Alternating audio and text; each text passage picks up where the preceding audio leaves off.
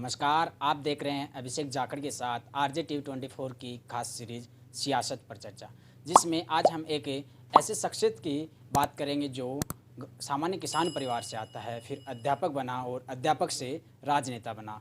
वो हमारे साथ आज होंगे नरेंद्र जी खिंचड़, जो कि झुंझुनू से सांसद हैं। नमस्कार नरेंद्र जी, आपका आरजे टीवी 24 की खास सीरीज सियासत पर चर्चा में स्वागत है सर। मैं इसके लिए आपको बहुत बहुत धन्यवाद देना चाहता हूँ कि आज ने मेरे साथ विचार विमर्श कर रहे हैं। नरेंद्र जी, हम शुरुआत करते हैं आपके सफ़र की। तो आप एक सामान्य परिवार से आते हैं, तो आपके संक्षिप्त में हमारे दर्शक परिचय जानना चाहते हैं। सर, आपने क्या क्या सफ़र तय किया है? मैंने शुरुआत में पढ़ने के बाद में LIC में काम किया, बैंक में काम किया।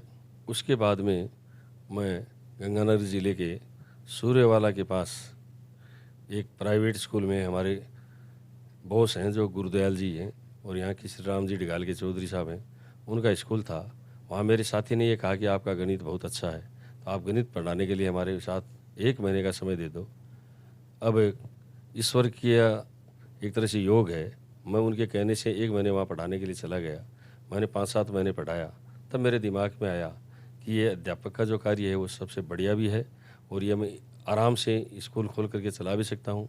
इसलिए मैंने वहाँ से प्रेरणा लेकर के यहाँ झुंझुनू में इंडियन पब्लिक स्कूल के नाम से स्कूल खोला और मैंने स्कूल खोलने के बाद में वहाँ अध्यापक का काम किया और सैनिक स्कूल, मिलिट्री स्कूल, देश में सेवा करने के लिए लड़कों को तैयार किया।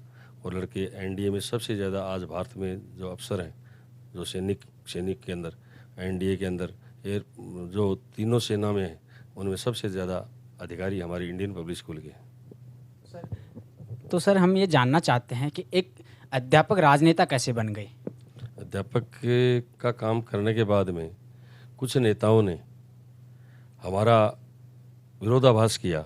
संस्था में समझ लो, चाहे हम आर्थिक दृष्टि से, सामाजिक दृष्टि से, अन्य सभी दृष्टियों से ऊपर उभरने लगे, तो कुछ नेताओं ने मेरा एक तरह से पीछा किया। तो इसका मुकाबला करने के लिए मैंने ये सोचा कि मैं अब राजनीति में उनके सामने काम करूँगा। और वो कांग्रेसी नेता थे। उसके बाद में कांग्रेसी नेताओं के बाद में अचानक मैंने 2 बार निर्दलीय चुनाव लड़ा और फिर निर्दलीय चुनाव जीता, फिर पार्टी से चुनाव जीता, आज सांसद के पद पर हूँ। आप पहले प्रधान बने पहली बार में भाजपा से, लेकिन आपकी कई बार भाजपा से दावेदारी की आपने, मंडावा से विधानसभा से विधायक की, लेकिन आपको टिकट काट दिया गया काफ़ी बार। तो वो क्या कारण रहे कि आपके बार बार टिकट काटे गए और फिर आप तीसरी बार निर्दलीय विधायक बने और दूसरी बार आप कुछ ही मतों से हारे थे, लगभग यही कि 400 के आसपास। तो क्या कारण है कि आपकी भाजपा बार बार टिकट काटती गई? मैं शुरू में आया जब भारतीय जनता पार्टी का इतना बोलबाला नहीं था, जब कांग्रेस का ये देश में एक तरह से एकाधिकार सा था, मैं भारतीय जनता पार्टी से प्रधान बना। प्रधान के बाद में मैंने क्षेत्र में पूरा काम किया, मैं प्रधान के नाम से जाना गया। उसके बाद में भारतीय जनता पार्टी मुझे टिकट के लिए आश्वासन पूरा दिया था और मैं क्षेत्र में पूरे 5 साल काम करता रहा। समय आने पर किन परिस्थितियों में वो तो पार्टी सोचे, उन्होंने मेरे को टिकट नहीं दिया, लेकिन जनता की मांग थी कि आपको चुनाव लड़ना है, इसलिए मैं चुनाव में फिर मैदान में आया। जनता ने मेरे से मांग की थी कि नहीं, चुनाव आपको लड़ना, आपके ही वोट देंगे, और भारतीय जनता पार्टी का समझ करके ही जनता ने मुझे वोट दिया। मैं 405 वोटों से हारा। सर, हम आपसे एक चीज़ और जानना चाहते हैं। आप एक अध्यापक रहे हो, तो आपने झुंझुनू के जो है लोकसभा, उसमें शिक्षा के क्षेत्र में क्या क्या कार्य करवाए और आने वाले समय में झुंझुनू लोकसभा में शिक्षा के क्षेत्र में आगे बढ़ावा देने के लिए क्या क्या कार्य करेंगे आप? लोकसभा का सदस्य बनने के बाद में मैंने सबसे पहले झुंझुनू में मेडिकल कॉलेज खुलवाई शिक्षा के लिए। आज मेडिकल कॉलेज हमारे सीकर में भी थी, चूरू में भी थी, और लोगों का कहना था कि झुंझुनू में मेडिकल कॉलेज अब नहीं हो सकता, कि शेखावाटी में 3 ज़िले हैं, 3 ज़िलों में 2 ज़िलों में चल रही है, नहीं होगी। तो मैंने जाते ही देश के प्रधानमंत्री ने, शिक्षा मंत्री ने हमारे को यहाँ मेडिकल कॉलेज दिया। उसके लिए मैं उनको बहुत बहुत धन्यवाद देना चाहना चाहता हूँ। आज कांग्रेस की सरकार यहाँ होने के नाते हमारे केंद्र सरकार की जो मेडिकल कॉलेज के लिए जो राशि है वो आ चुकी, आज 3 साल के करीब होने जा रहे हैं, और ये कांग्रेस सरकार, मुख्यमंत्री महोदय यहाँ मेडिकल कॉलेज का अभी तक काम शुरू नहीं कर रहे हैं, इसलिए हम इसमें पिछड़ते जा रहे हैं। सर, आप लोकसभा झुंझुनू से आते हो, तो उससे पहले भी भाजपा का ही सांसद रहा है, तो उसके बावजूद आप पे भाजपा ने विश्वास जताया, इसके पीछे क्या कारण है? ये तो पार्टी का नेतृत्व जाने में नहीं बता। मैं तो आपको पता है कि 6 महीने पहले ही भारतीय जनता पार्टी का यहाँ विधायक चुना गया और हमारे मंडावा जैसे क्षेत्र में मैं यहाँ जीता। क्यों आज तक वहाँ भारतीय जनता पार्टी आज़ादी के बाद नहीं जीती है। वहाँ जनता के सहयोग से मैं भारतीय जनता पार्टी को जीत दिलाई और उसके बाद में उन्होंने मेरे को एमपी का जो टिकट दिया वो केंद्र सरकार का नेतृत्व जाने या राज्य सरकार का जो नेतृत्व जाने किस हिसाब से दिया है, जबकि मेरी कोई इतनी इच्छा नहीं थी। लेकिन उन्होंने जब टिकट दिया तो मान सम्मान के साथ मैं टिकट लेकर के भी 3 लाख से ऊपर यहाँ चुनाव जीता। सर हाल ही में अभी एक प्रयागराज से बीकानेर ट्रेन स्टार्ट हुई है, तो उसमें वो पहले फतेहपुर होकर गुजरने वाली थी 7 दिन, लेकिन आपने मंत्रालय को, रेल मंत्रालय को एक पत्र लिखा, उसमें झुंझुनू होकर गुजारने का गुजारिश की। उसके बाद में अभी 3 दिन फतेहपुर होकर गुजरती है और 3 दिन झुंझुनू होकर, तो उसके कारण फतेहपुर के कुछ लोग आपका विरोध कर रहे हैं, तो इसको लेकर आप क्या कहना चाहोगे? फतेहपुर के लोग अब कोई विरोध नहीं कर रहे हैं। प्रयागराज की कोशिश हमने मिल करके की है। हमारे जो कसवा जी है, एमपी चूरू है, हमारे शिवेदानंद जी है, हम तीनों ने ही मिल करके प्रयागराज जो दिल्ली जयपुर ठहरती थी उसको बीकानेर तक ले जाने के लिए, उसमें आदरणीय मेघवाल जी का भी, मंत्री जी का भी उनमें सहयोग है। लेकिन उस समय वो 3 दिन चलाने जा रहे थे फतेहपुर होकर के, जब हमने ये मांग की थी कि 4 दिन झुंझुनू होकर के कर दी जाए और 3 दिन इधर से कर दी जाए। फिर कुछ जल्दी ही ट्रेन चलने वाली थी, लेकिन कुछ लोगों ने कि भी 4 दिन मांग करने के कारण से ट्रेन नहीं चलेगी, ये इन्होंने विरोधाभास किया था। जो ही इन्होंने विरोधाभास इस बात की कही तो मैं आदरणीय उस अखबार को लेकर के मंत्री जी से मिला कि नहीं, ऐसी कोई बात नहीं है, ट्रेन शुरू करेंगे। जब मैंने ट्रेन शुरू ही करनी है तो अब जल्दी शीघ्र कर दी जाए। उनकी मांग को देखते हुए हम 4 दिन से झुंझुनू कर रहे थे, उसकी बजाय 3 दिन की बजाय फिर फतेहपुर से 4 दिन किया है और झुंझुनू से 3 दिन किया है। सर आपसे मैं एक चीज़ ये जानना चाहता हूँ, आप काफ़ी बार आपके विवादित बयानों के कारण भी आप चर्चा का विषय बने हो, तो सर उसको लेकर आप क्या कहना चाहोगे? नेता के विवादित बयान जो होते हैं वो यदि मेरे विपक्ष के होते तो मुझे कोई भी कामयाबी नहीं मिल सकती समाज में। मेरे कोई विवादित बात नहीं है। कोई विरोधाभास के कारण से या जिन पत्रकारों ने या जिस मीडिया ने कोई भी मेरे विवादित बात छापे हैं वो कहीं भी विवादित छाप नहीं हो सकते। कभी बैठ जाएं, कभी अभी उन्होंने नाचने वाला वीडियो डाला, अपने फंक्शन में, घर के फंक्शन में सब नाचते हैं, होली दीपावली त्यौहार पर भी नाचते हैं। यहाँ हमारे आसपास के मेरे इर्द गिर्द के नेता और मेरे से बड़े और छोटे नेता भी नाचे हैं, उन्होंने किसी का भी नहीं डाला। तो मैं तो सोचता हूँ कि जो आदमी बढ़ता है उसका विरोधाभास होता है। उसका उदाहरण भी मैं दे सकता हूँ। हमारे नरेंद्र मोदी जी पहली बार प्रधानमंत्री जब बने, उनके भी विरोधाभास बहुत से लोगों ने क्या क्या बयान दिए थे, जो अखबारों में भी हैं, टीवी में भी हैं, और आज कोई उनके सामने नहीं बोलता। वो विवादित होंगे लेकिन मैं उनको विवादित नहीं मानता। मैंने उससे और मुझे जोश और ताकत मिलती है क्योंकि मेरे मन से मैं सही काम करता हूँ। और जो विवादित जो बयान हैं वो कब भी सत्य नहीं हो सकते, वो हमेशा असत्य रहते हैं। क्योंकि सत्य होते तो मैं आत्मा से और ढंग से काम कर ही नहीं पाता। आपको पता है सत्य वाला बाहर नहीं निकल सकता। और मैं काम सत्य करता हूँ, जो कहता कम हूँ करता ज़्यादा हूँ।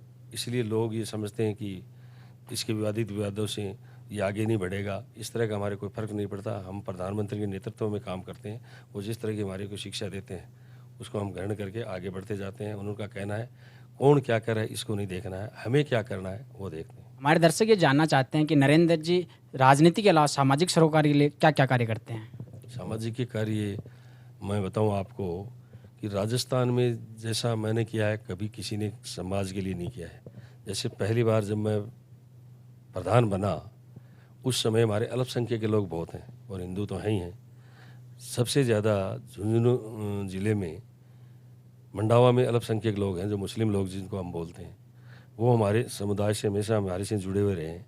सबसे पहले तो मैंने समाज में होली दीपावली और ईद के स्नेह मिलन किया सब ने मिल करके, जिससे सामाजिक काम है, जिसमें कोई जातिगत भेदभाव नहीं मिलता। हम मिल कर के रहने वाले हैं, हम भारतवासी हैं। पहला प्रधान या एमएलए या सांसद है जिन्होंने हिंदुओं और मुसलमानों का ईद और दीपावली स्नेह मिलन प्रतिवर्ष एक साथ मनाया। एक बात तो मैं आपको ये बनाना चाहता हूँ। दूसरी मैं ये बताना चाहता हूँ कि मैंने मेरी जो भी तनख्वाह आई थी विधायक के रूप में या प्रधान के रूप में और अन्य भी मैंने गरीब लड़कियों की शादी की हैं, शादी विवाह में उनका सहयोग दिया है। मैं आपने पूछ लिया, आज मैं पहली बार इस बात को दोहरा रहा हूँ। मैंने कभी नहीं कहा, लोगों ने कहा, आपने सुना भी होगा कि मैंने गरीबों का जैसे बच्चों की कहीं शादी है, कोई माता पिता नहीं है या गरीब हैं माता पिता होते हुए भी, तो उन बच्चियों का भी मैंने उनके सहयोग किया है। हमारा स्कूल है जैसे हमारे कोई शहीद हो गया या हम कोरोना जैसी बीमारी में ख़त्म हो गया, या इससे पहले भी कोई हार्ट अटैक से भी ख़त्म होता था, कोरोना बीमारी में ख़त्म हुआ, उनका तो बहुत से लोग सहयोग कर रहे हैं, शहीदों के बच्चों का भी कर रहे हैं। मैं उनका साथ करते करते हुए अन्य लोग जैसे एक्सीडेंट में या हार्ट अटैक से अब वो बच्चों को नहीं पढ़ा सकता, उनको मैंने मेरी स्कूल में भी निःशुल्क पढ़ाया है, या अन्य बड़े पॉलिटेक्निक कॉलेज है या पीएमटी है या आईआईटी उनमें भी गए हैं, उनको भी आर्थिक रूप से सहयोग दिया है। और मैं एक और बात बनाना चाहता हूँ, राजनेता होने के साथ साथ हमारा गवर्नमेंट स्कूल, गवर्नमेंट कॉलेज, आदरणीय मुख्यमंत्री वसुंधरा राजे ने मुझे गवर्नमेंट कॉलेज दिया था जो मलसीसर में खोला, पहली बार कॉलेज खोला, उसमें सभी समुदायों को ध्यान रखते हुए मैंने उसमें उर्दू विषय खुलवाया, पहली बार उसमें उर्दू विषय खोला है। और उस कॉलेज की बिल्डिंग जो भवन है मैं मेरे कोष से बना करके, कोष का मतलब मैं मेरे निजी आय से बना करके दे रहा हूँ। शायद ही कोई एमएलए एमपी राजस्थान में होगा जिन्होंने सरकारी कॉलेज या इस तरह का कोई बड़ा 8 करोड़ की लागत से पहली बार में कॉलेज बना रहे। और ये आप कह रहे हो कि सामाजिक कार्य क्या किए, इससे बड़ा कोई सामाजिक कार्य शायद हो नहीं सकता। आप झुंझुनू से आते हो, वीरों की भूमि कहा जाता है उसे, काफ़ी जवानों ने वहाँ पे आर्मी में, सेना भर्ती में गए हैं। तो अभी हाल ही में सेना भर्ती काफ़ी समय से लंबित है, तो उसके लिए आपके क्या प्रयास हैं? सेना भर्ती के लिए हमने बच्चों की मांग को देखते हुए आदरणीय मंत्री के लिए हमने क्वेश्चन भी लगाया था, जिसका वीडियो भी आया है, अखबार में भी आया है और उसका उत्तर भी आया है। वो उत्तर भी मैंने, जो हमारे युवा वर्ग हैं जो सेना की भर्ती के लिए तैयारी कर रहे हैं, उन्होंने 2 साल की मांग की थी और सेना भर्ती जल्दी करवाने की मांग की थी, तो उसका उत्तर आया है कि हम शीघ्र ही नियमों में कुछ परिवर्तन करके शीघ्र ही सेना भर्ती कर रहे हैं। आने वाले 2023 के विधानसभा चुनाव में क्या आप मंडावा से विधानसभा चुनाव लड़ेंगे? ये मैंने पहले भी बताया कि मैं पिछली बार एमएलए बना भारतीय जनता पार्टी से, उसके तुरंत बाद मुझे एमपी का टिकट दे दिया गया, तो इस बारे में मैं नहीं कह सकता, उसमें तो पार्टी विचार करेगी। हमारी पार्टी का हित एमएलए में है, विधायक में है या सांसद में है, ये पार्टी इस पर विचार करेगी। जो पार्टी कहेगी वो हम जो वही काम करेंगे। 2024 के चुनाव को लेकर आपकी क्या रणनीति रहेगी? हमारे 2024 और 2023 में एक ही एजेंडा की भारतीय जनता पार्टी यहाँ जीतेगी।